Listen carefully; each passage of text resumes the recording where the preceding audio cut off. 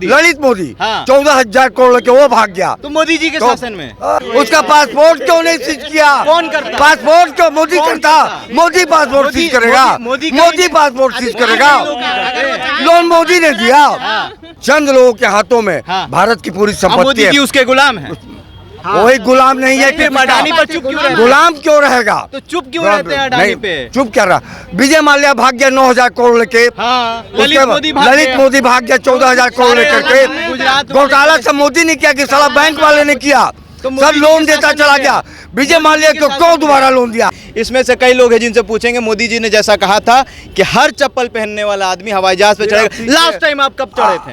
कहाँ? प्लेन पे? मैं लास्ट टाइम हाँ मैं चढ़ा था। देखिए चढ़वे नहीं किया चाचा, ऐसा बात है, हम लिख के बोल देंगे। मैं पहली बार जब चढ़ा प्लेन पे पटना एयरपोर्ट से मैं काठमांडू गया इन द ईयर 1969। 1969 मतलब कांग्रेस की सरकार में। कांग्रेस की सरकार पर कुछ नहीं। इसमें कांग्रेस कहाँ से आ गया?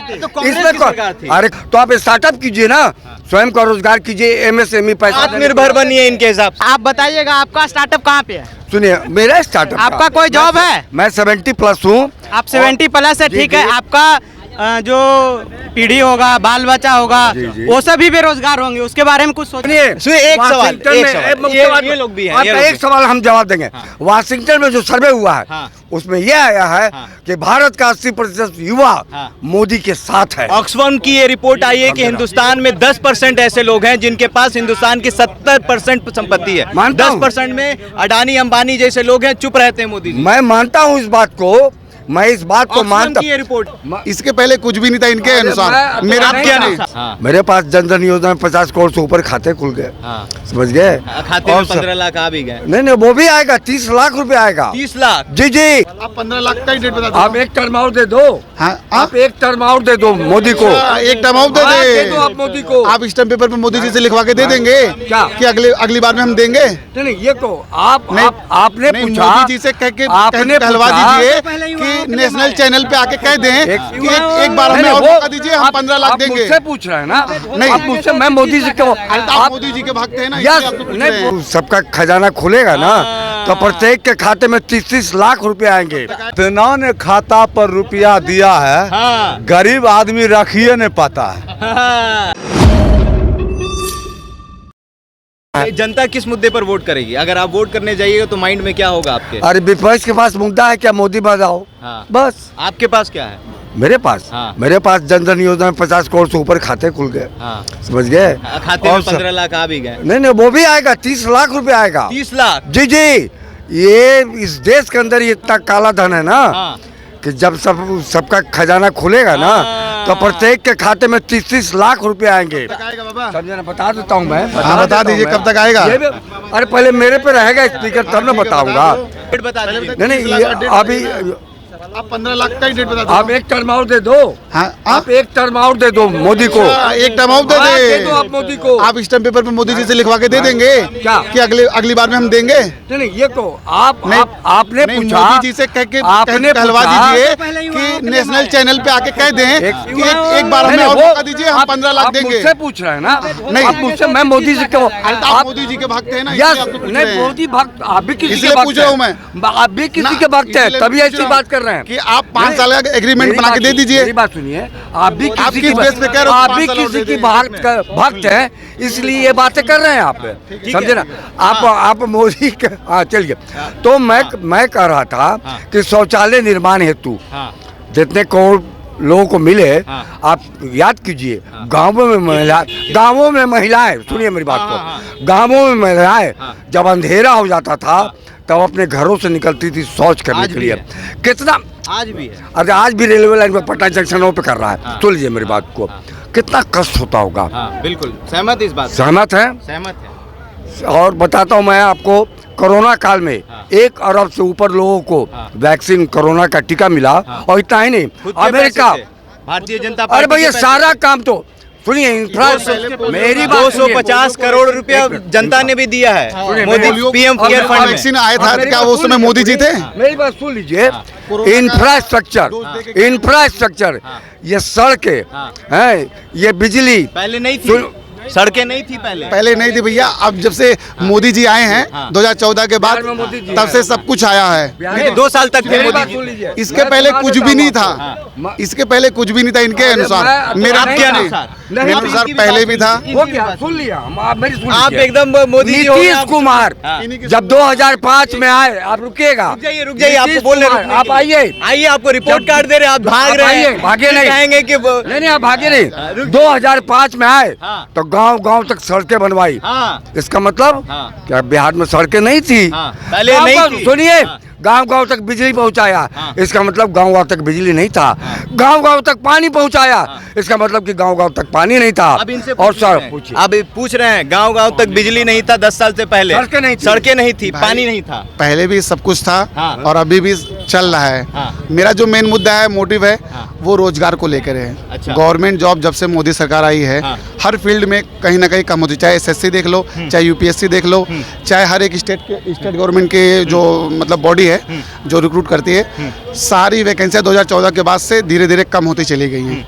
मैं तो इसी को देख के एक देखते सवाल हुए आपसे पूछेंगे, जी, बताइए। क्योंकि हम भी युवा हैं, आप भी युवा हैं, नौकरी चाकरी की उम्र आपकी भी है, प्राइवेटाइजेशन से कितना दिक्कत होता है आम जनता को और खास के युवाओं को? देखिए, भारत जैसे लोकतंत्र देश में जहाँ पे इतने ज़्यादा लोग गरीब है, वहाँ पे प्राइवेट करना मुझे मेरे अकॉर्डिंग तो सही नहीं लगता। मोदी जी ने जब 2014 और 19 के लोकसभा में जब चुनावी यात्रा कर रहे थे, कह रहे थे कि हम जब आएंगे तो चप्पल पहनने वाला भी आदमी हवाई जहाज पे चढ़ेगा, तो क्या ऐसा लगता है कि 10 साल में हवाई जहाज पर लोग चप्पल पहनने वाला आम भैया चप्पलों छीन लिया, कह रहे हैं कि चप्पल जूता पे चप्पल वो छीन लिए? तब इतना युवाओं में जो आक्रोश बढ़ल है कि आपरी बोहनी भी हो जाएगा बिहार से ना, तब एक सीट नहीं मिलेगा। अरे कि बोहनी भी हो जाएगा ना सर यहाँ से, तो कह दीजिएगा। मोदी जी पेंट उतारने के चक्कर में पैंट उतरवा उतारने के चक्कर में लगे देंगे। हुए हैं। देखिए चाचा, पैंट बोल रहा हूँ, बोलता हूँ, नौजवान है, युवा है, बहुत पढ़े लिखे लगते हैं। हाँ, खुद का स्टार्टअप कीजिए। अगर यूपीएससी आप नहीं निकाल पाए, आप पता नहीं किस स्टेट से, अगर बिहार से तो बीपीएससी आपने नहीं निकाला, तो आप स्टार्टअप कीजिए ना, स्वयं का रोजगार कीजिए, एमएसएमई पैसा आत्मनिर्भर बनिए इनके हिसाब से। भैया, आत्मनिर्भर बनने के लिए भी ना पैसे होने चाहिए।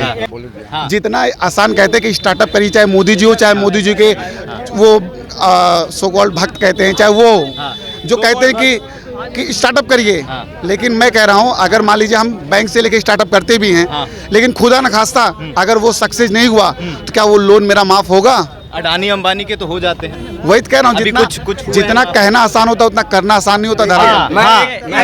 एक मिनट, मैं एक विवेकानंद का सुन लीजिए कोटेशन, आप सुन लीजिए मेरी बात। आपका तू काम समझा नहीं आप मेरा। Arise, awake and not stop until your goal is not achieve।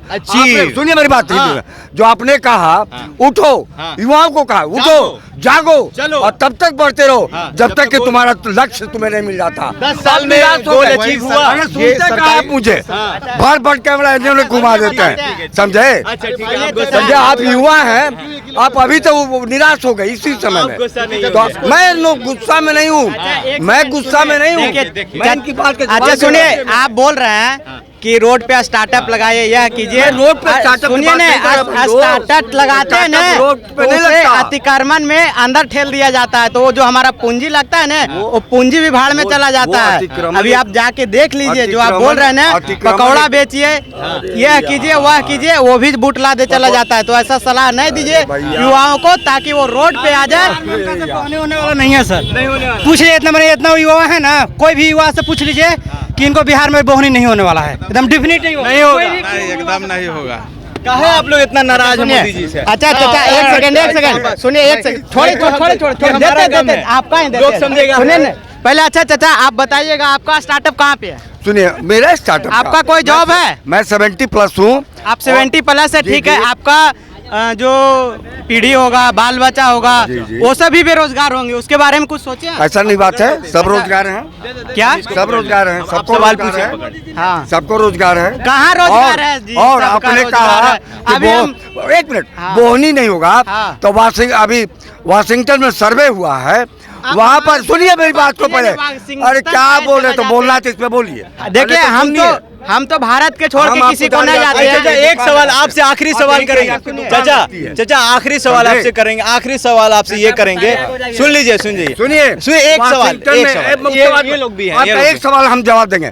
Washington में जो सर्वे हुआ है हाँ। उसमें यह आया है कि भारत का 80% युवा मोदी के साथ है। ऑक्सफैम की ये रिपोर्ट आई है कि हिंदुस्तान में 10% ऐसे लोग हैं जिनके पास हिंदुस्तान की 70% संपत्ति है। मानता हूं। 10% में अडानी अंबानी जैसे लोग हैं, चुप रहते हैं मोदी जी। मैं मानता हूँ इस बात को, मैं इस बात को ऑक्सफैम मानता की ये रिपोर्ट है। यस, मैं इस बात को मानता हूँ हाँ। कि चंद लोगों के हाथों में हाँ। भारत की पूरी अब संपत्ति मोदी है। जी उसके गुलाम हैं। कोई गुलाम नहीं है। फिर अडानी पर चुप क्यों रहते हैं? गुलाम क्यों रहेगा? तो चुप क्यों रहते हैं अडानी नहीं, पे? चुप क्या रहा?